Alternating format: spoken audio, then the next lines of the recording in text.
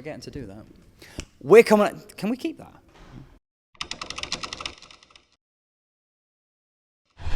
We're coming at you straight out of Stockholm. The matches are all over. Everybody's kind of left. The building's empty. But we did manage to find Sjokz. How you doing? Welcome. I'm good. I'm exhausted. My brain is mush. But let's talk. So this is excellent. This is exactly where we want to start. So we were going to do the whole "Who are you?" blah blah blah. That's boring. So we're just going to stop straight past that, and instead just go into it. I mean, when you started out as an absolute nobody in the middle of nowhere. One of your first... Belgium is not the middle of nowhere. Of course it is. One of your first interviews was with Crepo. Yes. So is it ironic somehow that back then you were interviewing him and he was this really big shot, and now he's pretty much taking orders from you on the analyst desk? Well, he has a mind of its own that's very, very strong. But I do get to boss him around sometimes and say, okay, sorry, we got to cut you short right here. But in all honesty, he's actually a very driving force on the desk as well. I know you've seen it. But it is kind of funny that you mentioned it. Was one of the first interviews I ever did was while interviewing him. Then CLG EU at DreamHack 3-4 years ago when they had that epic run and then ended up winning the whole thing. And now 2 Belgians. That's crazy, actually. Is there some kind of competition going on between you? Because the way I see it, one of you comes from a city that's also the name of a really cool movie with Colin Farrell. Not this again. And the other one comes from nowhere. Does that give you like rank? I don't want to call it nowhere. Oh, no, no, it doesn't. It's also cool that, you know, Bruges is a very beautiful city, but the first thing anyone ever says is, "Did you see that movie? Did you see that movie?" And actually, I only saw it. I think last year. It's actually quite funny. It's yeah. amazing. And the city is actually portrayed really beautifully. So yeah, it's not too bad in the end. What, with the murder and everything? You know, the scenery, the bloody scenery. Yeah.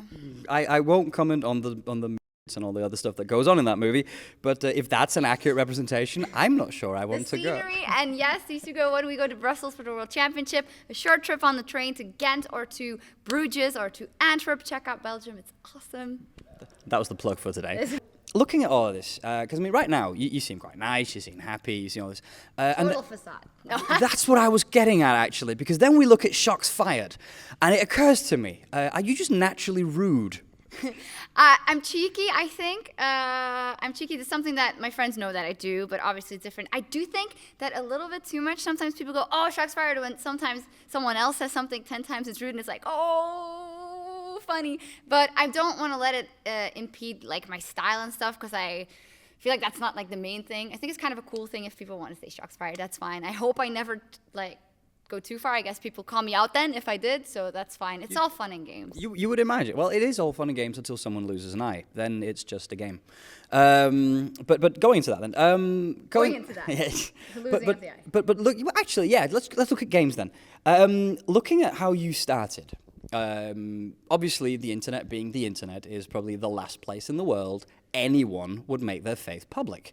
And let's be completely honest, the community can at times be a little volatile. I'm looking at you lot. Still love you, but still.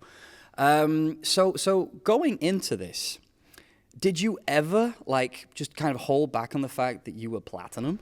And just kind of let people walk into it and then just slam them down? That was funny because I mean I was platinum. It was only for a little bit, but I don't feel like I need to say that or that. Like a lot of casters also don't play as much anymore because we have to research so much and watch so much other stuff in general. But I hope that the main thing I want to have to shine through is that I am here because I care for esports and I care for League of Legends, and I don't think you could do this and you know this as well, if you're not completely enthralled by all of this. Like, I was super nervous before the show today, and people go, wow, how do you still get nervous? And I'm like, if I wouldn't get nervous, that would not be a good thing. And that is more important to me than, I mean, my Nami is impeccable, but you know, it's not the most important thing. Well, it's true. I mean, it's actually 12 a.m. None of us would be sitting here if we didn't like this job. Yeah. Hours, let's be honest. But okay, so we had a lot of stuff, and I'm forgetting some of this stuff now because it is late, isn't it? Yeah, well, I'm keeping my eye on the prize, but you're faltering a little bit. I am actually. There you go. This is what I said. Very rude. I'm just kidding. I made a lot of mistakes at the end as well. You see, and I'm not mentioning any of them. Gentlemen, really, you could learn a few things. But okay, so looking at, you mentioned the whole like not actually having time to play anymore. What's it like going from obviously playing the game and being in the game to only watching other people play the game? Do you still feel you have as tight a grasp on it? Yeah, I do. We still play, and like our color casters play a lot more. Oh, someone's trying to get in there, because for them, of course, they have to have that super tight grip to it. But for me, storytelling is also very important in the other regions and following it. So I do get to play, but I don't get put that much in ranked anymore because there's so much other things going on. But it is important. Like, you have to play a bit, I feel, to just keep in touch with everything. But, you know, research comes first. Comes in rough at the same time as people just slamming doors around us. People are so rude. Oh, and by the way, it's also good that like there are people like Krepo and the Fisho in the office who do still play at a high level. I mean, Krepo not so much, but just kidding. Because they're constantly are talking about like helping us just keep more in touch with this little thing that happened, or when there's a new patch, what's OP and what's happening. Like, they have all the info. We're a team, you know. Does it ever become an issue that both of them hold the same role and play at the same spot? Do they ever compete? No, actually, no, not at all. No, I mean, it was just very funny when Krepo was in the office playing, because we had to play in the office like when we have a break or whatever, of course. And Krepo gets like, he's really try hard. And then he hates when the Fisho goes stand behind him and says something, but it's not really to him, and he's trying to concentrate. Krepo has his headset on. He's like doing something, flashing bottom lane. And the Fisho comes after, he's like looking, and to me going like, and the Krepo goes like, could you not? I'm trying to play here. So, I mean, definitely they're in the zone when they play, which is good. All right, cool. Well, tell you what, love, you've been here so far, and you should actually go sleep. So I will let you off the hook now. Thank you very much for joining us. For the rest of you, for more on the LCS, stay tuned to leapmat.com. Ta.